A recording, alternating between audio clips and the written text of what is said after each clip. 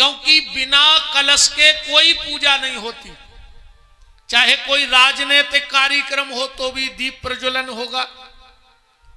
आदमी नए मकान में प्रवेश करे, कथा ना करवा पाए, पंडित जी ना मिल पाए तो बोले कुछ नहीं तो एक कलश तो रख ही दो, है ना। दुकान में भी लोग कलश रखते हैं। तो कलश का बड़ा महत्व है। अकेले कलश की पूजा हो जाए तो सारे देवी देवताओं की पूजा हो जाती है। आप कभी सुनना, जब हमारे आचार्य लोग कलश का पूजन कराते हैं तो कितने देवता कलश में बैठते हैं। पढ़ो जरा मंत्र। कलशस्य मुखे विष्णु, कलश का जो मुख है वो भगवान विष्णु का स्थान है। कलशस्य मुखे विष्णु कंठे रुद्रा समासता, मूले त्वयि स्थितो ब्रह्मा मध्ये मात गणा स्मृता, कुक्षौ तु सागरा सर्वे सप्तदीप वसुंधरा, ऋग्वेदार्थी यजुर्वेदो सामवेदो अथर्वण, अंगैच सहिता सर्वे कलशम तु समासता, अत्र गायत्री सावित्री शांति पुष्टि करी तथा, आयान्तु देव पूजार्थम दुर्तक्षयकारकः, गंगे च यमुने चैव गोदावरी सरस्वती, नर्मदे सिंधु कावेरी जलेस्मिन् सन्निधम कुरु। इतने देवताओं का वास कलश में होता है। कभी देखना, जब हमारे पंडित जी लोग कलश की पूजा करवा के कहेंगे प्रार्थना करो, कलश कौन कौन से संकट हर सकता है तुम्हारे। नमो नमस्ते स्फटिक प्रभायो, सुश्वेत हाराय सुमंगलायो, शुपास हस्ताय झसासनाय, जलाधिनाथाय नमो नमस्ते। और फिर आखिरी में पंडित जी क्या कहते, सांगाय सपरिवाराय, मेरे पूरे परिवार की रक्षा करना। सांगाय सपरिवाराय सायुधाय, अगर कलश की कृपा हो जाए तो हमारे परिवार में आयुध, आयुध कहते हैं अस्त्र और शस्त्र को, आयुध से उस परिवार में मृत्यु नहीं होती, शस्त्र के द्वारा। सायुधाय, ना तो हमारे द्वारा किसी को शस्त्र से हानि हो और ना हम किसी की शस्त्र से हानि करें, क्योंकि दिक्कत तो दोनों जगह है। या कोई तुम्हें मार दे या तुम किसी को मार दो तो तुम्हारी पूरी जिंदगी जेल में चली जाएगी, तो नुकसान तो दोनों का है। अगर वरुण देवता की कृपा हो जाए तो ना हमारे परिवार में शस्त्र से मृत्यु होती है, ना हमारे द्वारा किसी को शस्त्र से हानि होती है। फिर ये कहते सायुधाय सशक्तिकाय, हमारे परिवार को शक्ति देना। कौन सी शक्ति? सबसे पहले संकल्प की शक्ति। हम लोगों के भीतर संकल्प की शक्ति नहीं है। अभी जितने लोग तुम लोग यहां बैठे हो, अभी इतने अच्छे अच्छे विचार मन में आ रहे हैं आप लोगों के कि अब हम भी पूजा करेंगे, हम भी मंदिर जाएंगे, हम भी दान पुण्य करेंगे। कब तक? जब तक पंडाल में बैठे, जब तक। और पंडाल के बाहर चंडालई के चंडाल है ना, अबे तो सब सुधर गए। अभी यहां जितने लोग बैठे हो इनमें एक भूल ने कहा ही, पर कब तक? जब तक मेरे सामने बैठे हो तब तक। ये तो इस शरीर की ऊर्जा का प्रभाव है कि आप सामने आए और आप बदल गए।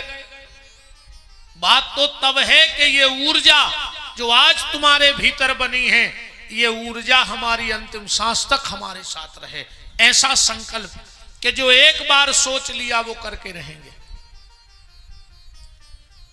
भोजन का संकल्प,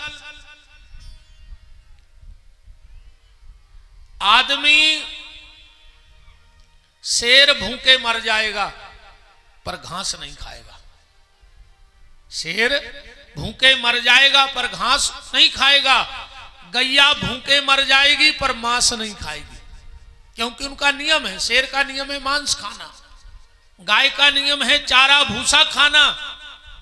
अब आदमी का कोई नियम है, इसके सामने कुछ भी रख दो तो खा जाए।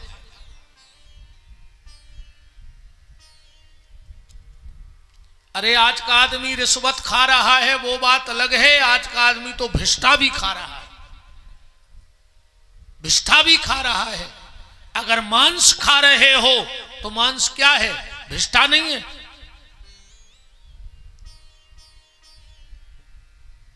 तुम लोग मांस खाते हो, किसी ना किसी जीव की हत्या तो कर रहे हो,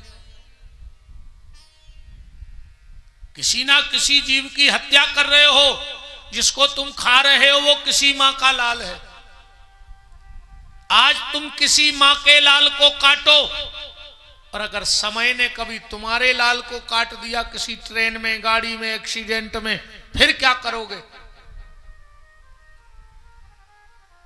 अच्छा, जितने जे मांस खात हो, जो भी खाते हो भगवान जाने, इन लोगों को घिनाद तो लगती नहीं होगी मांस खाने वालों को। ये मच्छर तो ऐसे ही खा जाते होंगे, इनके घर में मच्छी रहते ही नहीं होंगे, मच्छर रुकता ही नहीं इनके घर में। जो सीधे मुर्गा खा गए, माछी काहे न खा पे हो,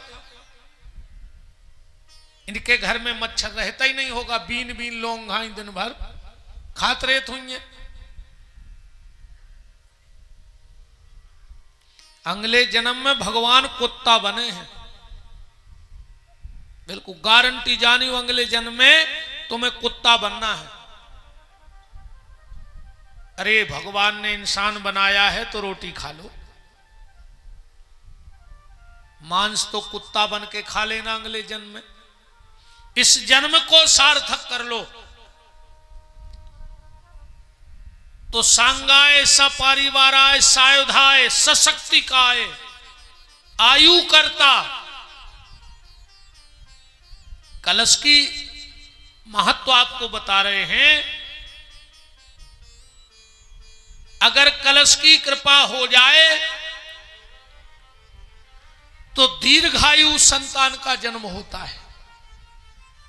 सांगाय सपरिवाराय सायुधाय सशक्तिकाय आयु करता, क्षेम करता, शांति करता, तुष्टि करता, पुष्टि करता, वरदो भव, ऐसा मंत्र हमारे आचार्य लोग बोलते हैं। कलश का बड़ा महत्व है। अगर कहीं से आपको शिव महापुराण की कथा हो रही हो और वहां का कलश मिल जाए तो घर जरूर ले जाना। पर ऐसो न करियो आज ही रात में उठा ले जाओ, कथा हो जान दियो पूरी, न पता लगे ते जो तक चलो जाए मंच को तक कलश। हवन के बाद शिव महापुराण का कलश घर में जरूर ले जाना चाहिए। और एक बात और बहनों हमारी ध्यान से सुन लो, मैंने कई घरों में देखा है, कभी भी घर में उल्टा बर्तन नहीं रखना चाहिए। कई घरों में लोग गुंडी सेल्फ पे या उल्टी जमा के रख देते हैं, उसमें राहु का वास हो जाता है। उस घर में कलह बहुत बढ़ता है जिसके घर में उल्टा बर्तन रखा होता है। दूसरा, कभी भी घर में खाली बर्तन नहीं रखना चाहिए। गुंडी कसेड़ी सीधी भी रखो, नए बर्तन भी रखे हो, उसमें चाहे 4-4 गेहूं के दाने डाल दो, पर कभी भी घर में खाली बर्तन नहीं रहना चाहिए। वास्तु के हिसाब से भी खराब है और परिवार में कलह बढ़ता है। इसलिए बर्तनों को सीधा रखो और उसमें चाहे 1-1 गेहूं का दाना डाल के रखो, पर खाली बर्तन रखोगे तो उस घर में राहु का भयंकर प्रकोप हो जाता है। अगर ये कलश आपको मिल जाए, इसे घर ले जाना, इसका जल पूरे घर में सींचना। एक बात और सुनो, कई बार मैंने लोगों को देखा है घर में तीर्थों का जल, पूजा का जल, गुरुदेव के चरण प्रक्षालन का जल लोग बाहर से भीतर की तरफ छिड़कते हैं। ये दोष है। कभी भी तीर्थ का जल अपने घर में छिड़को, और हमारे हिसाब से तो महीने में एक बार, नर्मदा मैया दूर नहीं है, आप लोग जाते होंगे, वहां से जल लाकर पूरे घर में सींचा करो। महीने में एक बार पूरे घर में जल सींचा करो, पर भीतर से बाहर की तरफ जल सींचा करो। हम लोग दरवाजे से ही छिड़कना चालू करते हैं, अब भीतर चले जाते हैं। तो जो भी आसुरी शक्ति या कुछ विकृत ऊर्जा घर में होती, और जो तुमने दरवाजे पे जल सींचा तो उनकी रास्ता बंद हो गई, वो निकलेंगे कहां से? कहां से निकलेंगे? उनमें इतनी ताकत है नहीं कि नर्मदा को लांघ जाए या किसी तीर्थ के जल को लांघ जाए। तो जब भी घर में जल का सिंचन करो तो भीतर से बाहर की तरफ करो, भीतर वाले कमरे से सींचना चालू करो, और आखिरी में घर के बाहर के दरवाजे पे सींचो, तो सारी विकृत ऊर्जा बाहर हो जाएगी। तो ये कलश अगर कहीं से मिल जाए, इसको घर ले जाना, इसका जल पूरे घर में सींचना, इसमें जो आम के पत्ते हैं और गले में जो धागा बंधा होता ना कलश के, उसको खोलना, और खोल करके उसमें जो आम के पत्ते, उसका बंधन बार बना के अपने घर के दरवाजे पर लगाना, और उस कलश को सुखा लेना। और कलश सुखा करके उसमें गेहूं भर करके जहां भोजन बनाते हो वहां रखा करो। उसमें अन्नपूर्णा का वास हो जाएगा। कभी 2-4 महीने में घर में कोई पूजन होवे तो उस कलश को खाली करो, और वही कलश पूजन में रखो जो पूजन में पंडित जी रखवाते। धीरे धीरे वो कलश अपने आप में सिद्ध हो जाएगा। आप लोगों ने देखा होगा, सुना होगा, द्रौपदी के पास एक कलश था, हजारों लोगों का भोजन उस कलश से हो जाता था। जब भगवान कृष्ण ने राजसू यज्ञ कराया तो वो कलश द्रौपदी को दे दिया था। जब भी घर में पूजा हो उसी कलश को रखो, और फिर वही विधि, उसका जल पूरे घर में सींचो। अगर गेहूं अच्छा है जो भर के रखा है तो गैया को खिला दो, और अगर गेहूं गड़बड़ हो गया तो किसी नदी में प्रभावित कर दो। कलश कभी भी सोने वाले कमरे में नहीं रखना चाहिए।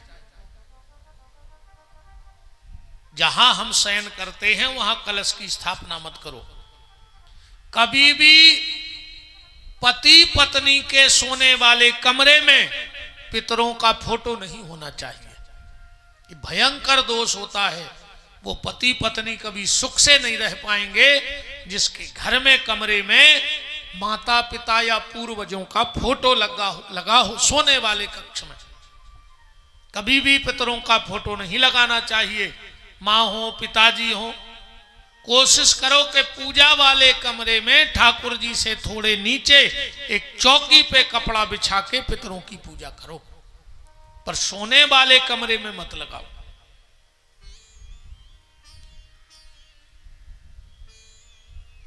तो ये कलश का पूरा विधान शिव महापुराण में बताया गया। बात चल रही है नारद जी और शंकर जी की। नारद जी को तो लग रहा था कहां कहां किस किस को क्या क्या बता दें, तो भगवान विष्णु के पास पहुंच गए। अब भगवान विष्णु तो बड़े कौतुकी हैं, समझ गए कि इनको अहंकार हो गया है। बहुत समझाया पर नारद जी नहीं माने, तो भगवान ने एक माया रची, एक विश्वमोहिनी नाम की कन्या को प्रकट किया। नारद जी जब यहां से निकले तो मैदान साफ था, पर जब भगवान विष्णु के यहां से लौटे तो एक बड़ा सा महल बना है, नौकर चाकर। नारद जी ने किसी से पूछा, भैया ये महल किसका है, यहां के राजा कौन है, भीड़ भाड़ क्यों है? सिपाहियों ने कह दिया, हमारे राजा हैं शील निधि और उनकी बिटिया है विश्वमोहिनी, उसका स्वयंवर हो रहा है। अब पहली गलती तो यह है कि नारद जी को वहां जाना ही नहीं था। महात्माओं का क्या काम संसार के कार्यक्रमों में। पर नारद जी नहीं माने और चले गए। शील निधि राजा ने अपनी कन्या नारद जी के सामने कर दी और बोले, महाराज ये बताओ हमारी बिटिया के भाग्य में क्या लिखा है। देखो एक बात और हम कह दें, भाग्य उनका भी होता है जिनके हाथ नहीं होते। ठीक, जिनके दोनों हाथ कटे हैं। आप लोग घूमते होंगे रेलवे स्टेशनों पे, स्टैंड पे, कई लोग ऐसे हैं जिनके हाथ नहीं है, पर उनको भी खाने को मिल रहा है कि नहीं मिल रहा है। ये हाथ वात के चक्कर में ज्यादा मत पड़ा करो। और हम ईमानदारी बताएं, सबसे ज्यादा अगर आज परिवार किसी ने तोड़े हैं तो दो लोगों ने परिवार को महाभारत बना दिया इस भारत में। दो लोग कौन? सबसे पहले बहू की मम्मी,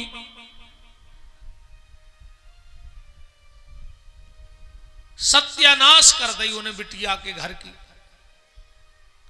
7 घर तो डायन भी छोड़ के चलत है। तुम तो नागिन से भी ज्यादा खराब हो गई। तुमने खुद की बिटिया को परिवार बर्बाद कर दो। बोलो ईमानदारी से, अगर आज सबसे ज्यादा सत्यानाश किसी ने करी है तो बहू की मम्मी ने आग लगाई उसके जीवन में, खुद की बिटिया के जीवन में। 24 घंटा फोन पे लगी, का बना लाओ, का खा लाओ। एक आध बार कह दियो कि जहर बनाओ है तुम खा ले सो मर जा, जे में हम सुखी हो जाएं। सत्यानाश कर दी लड़की की मां ने, अपनी बेटी के घर में आग लगा दी।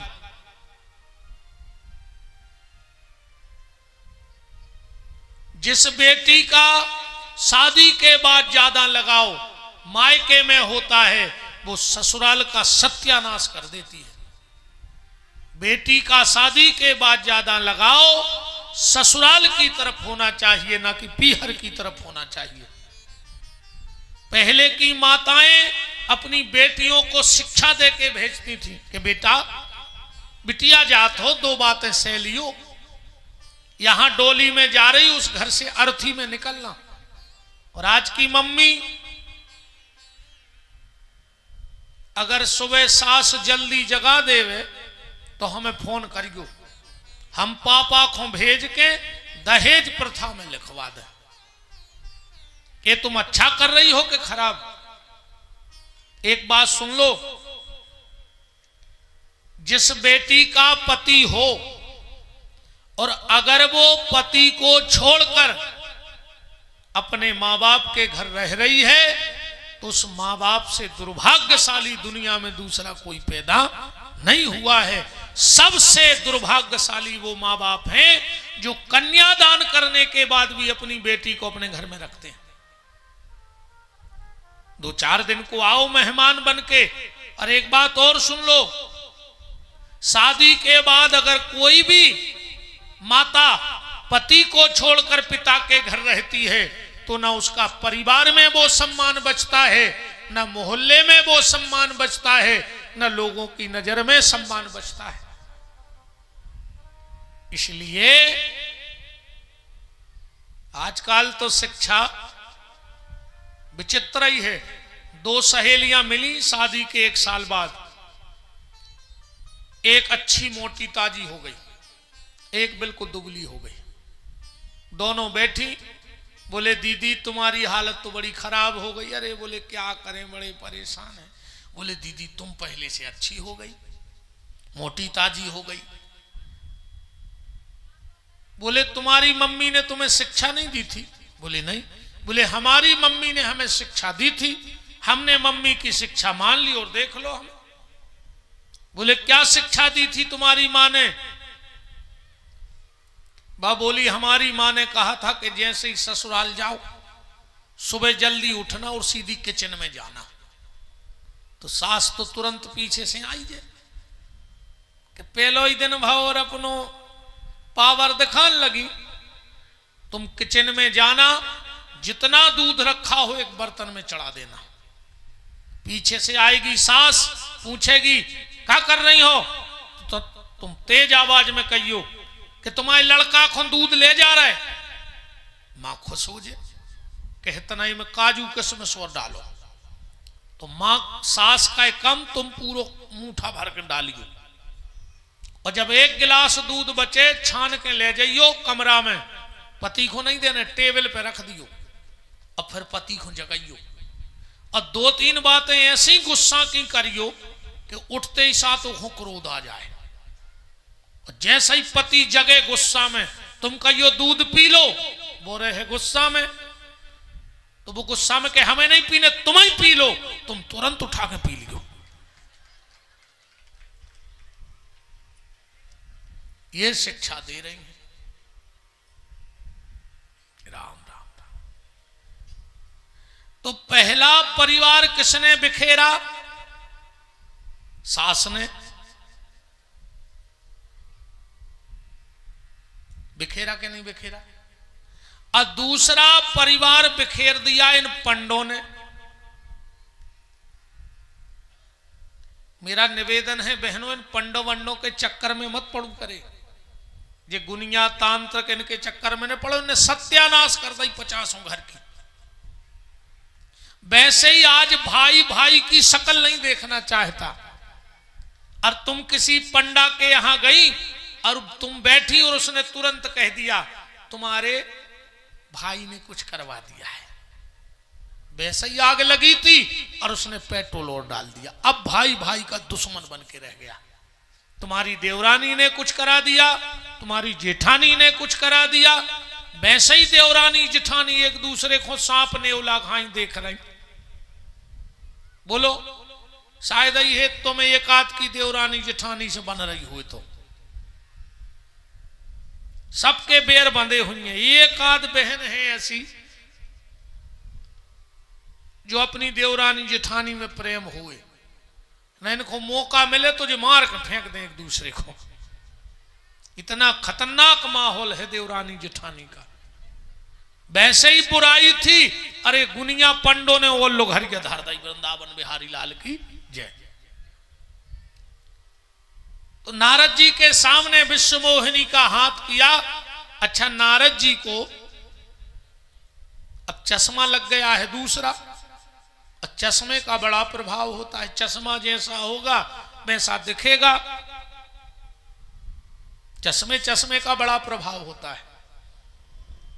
एक आदमी डॉक्टर के पास गया, बोले डॉक्टर साहब हमें चश्मा बनवाना है। डॉक्टर बोला बन जाएगा। बोले हमें ऐसा चश्मा चाहिए जिसमें हम पढ़ सकें। डॉक्टर ने 0 नंबर का चश्मा दिया, एक कागज दिया, बोले पढ़ रहे हो? बोले नहीं अभी नहीं पढ़ पा रहे। उसने 1 नंबर और बढ़ाया, बोले अब? बोले अब भी नहीं पढ़ पा रहे। उसने 1 नंबर और बढ़ाया, बोले अब?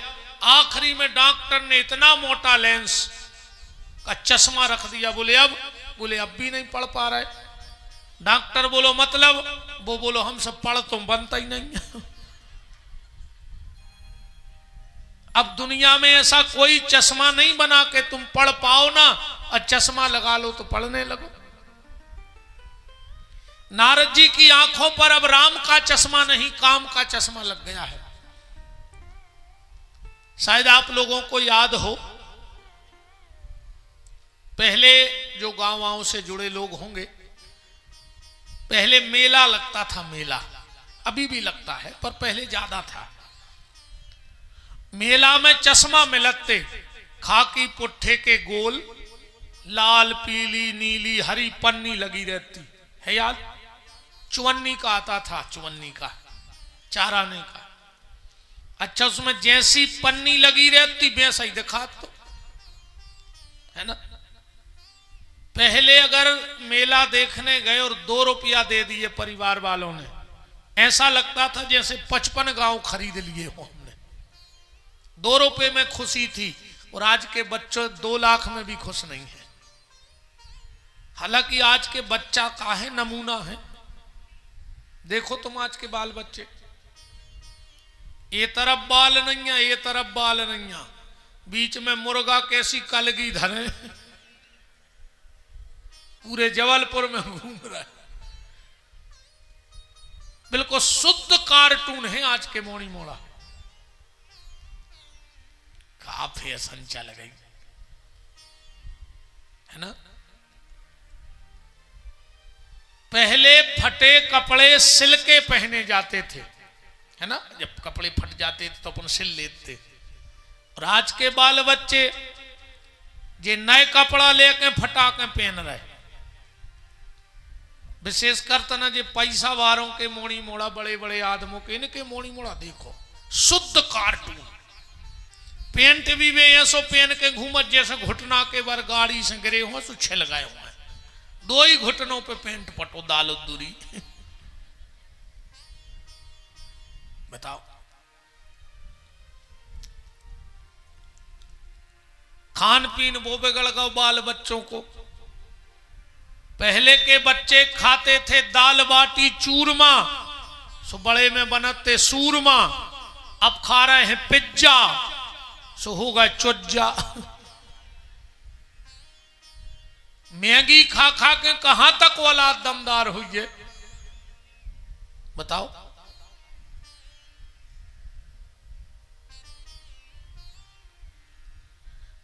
विश्व मोहिनी के हाथ में लिखा था कि इससे उसकी शादी होगी जो आज तक किसी से हारा ना हो और जो अमर हो। पर अब नारद जी के चश्मा का कलर बदल गया तो नारद जी ने उल्टा पढ़ लिया कि जिससे इसकी शादी हो जाएगी वो अमर हो जाएगा और वो कभी किसी से हारेगा नहीं। तो नारद जी ने विचार करो कि हमने काम को तो जीत ही लिया है। अब बाबा बने बने भी बहुत टाइम होगा। अब अगर एक आध बाई मिल जाए तो अपन भी चैया मैया कर लें। पर नारद जी ने विचार किया कि एक तो हम पैसा नहीं कमा पाए, सुंदर भी नहीं है, तो हमें ये कन्या वर्ण नहीं करेगी। नारद जी ने सोचा मैंने जिंदगी भर भगवान का भजन किया है, अब भगवान से मांगा कुछ नहीं, तो अब हम भगवान से भगवान की सुंदरता मांगेंगे। फिर नारद जी ने विचार किया कि भगवान का भरोसा नहीं, कहो 1000 साल बाद मिले भगवान, जब तक विश्व मोहिनी के नाती पोता तक मर जे होके, मतलब हमारी शादी है नहीं किस्मत में। तो नारद जी मन में विचार करते चले जा रहे हैं, बार बार मन में आ रहा कि शादी हो जाए, बाई मिल जाए बाबा जी को। अच्छा चलते चलते नारद जी को रास्ते में भगवान मिल गए। नारद जी ने सोचा कि पूरे संयोग बन रहे हैं, शादी होने हैं। अरे भगवान तो नहीं मिले हजारों साल की तपस्या के बाद, और हमको अचानक मिल गए, मतलब हमारी शादी होनी है। भगवान के पास गए। भगवान बोले क्या बात है नारद? अच्छा एक बात है, कुछ भी है, नारद जी हैं तो बालक और भगवान पिता है और पिता की मर्यादा होती है। तो भगवान ने कहा बताओ नारद क्या बात है। बगल में लक्ष्मी खड़ी थी। नारद जी भगवान से नहीं बोले, लक्ष्मी के पास गए, बोले माता जी पिताजी से कह दो कि हमें विवाह करवाना है।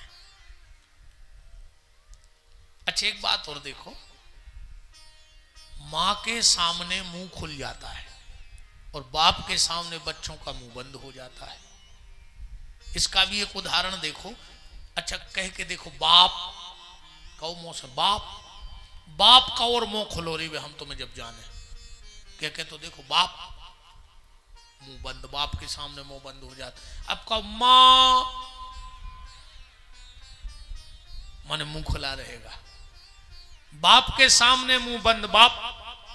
अब कहो माँ, मतलब माँ के सामने बच्चे का मुंह खुल जाता है। बच्चा कभी पापा से नहीं कहता कि फीस भरवा दो, कि गाड़ी दिलवा दो, कि कपड़े चाहिए, वो तो मम्मी के पास जाता है। अच्छा, बच्चा भी जानत है कि पापा अगर कोई की मान है तो मम्मी की। कैसे जो पावर घर में मम्मी को है वो पापा को है नहीं है, बोलो ईमानदारी। इसलिए बच्चा भी बाप की कमजोरी पकड़ लेता है कि मम्मी से कह दो पापा तो ठीक, पापा के बाप को मानने पर मम्मी की बात, और हर पापा मान रहा हो मम्मी की बात। ना मान रहा हो तो बताओ। एक बहन जी एक बार हमारे पास आई, बोले गुरुजी आप हमारे पति की दारू छुड़वा दो। हमने कहा बहन जी हम कैसे छुड़वा दें? बोले आप छुड़वा सकते हो। हमने कहा ये काम तो तुम कर सकती हो। बोले कैसे? हमने कहा जब उसने तुम्हारे कहने से माँ छोड़ दी, खुद का बाप छोड़ दिया, खुद का भाई छोड़ दिया, तो शराब भी तुम ही छुड़वाओ। बोलो छुड़वाया तुमने कि नहीं छुड़वाया? पति के माँ बाप छुड़वा दिए कि नहीं छुड़वा दिए? छुड़वाए हैं, नहीं छुड़वाए? सत्य को स्वीकार करो। आदमी पूरी जिंदगी पढ़ता ही रहता, पूरी जिंदगी की पढ़ाई में कर जाता। माँ कहती है घर वाली पढ़ा रही है, और घर वाली कहती है माँ पढ़ा रही है। अब वो बेचारा मर जाए क्या करे बीच में, है ना? ये नहीं कहता हाँ मम्मी ने पढ़ा दा हुई है, सोते आके गर्जन लगे। वो मम्मी कह रही बहू ने पढ़ा दा हुई है। अब मर जाए आदमी क्या करे बेचारो, है? श्री सीताराम जी महाराज की राम।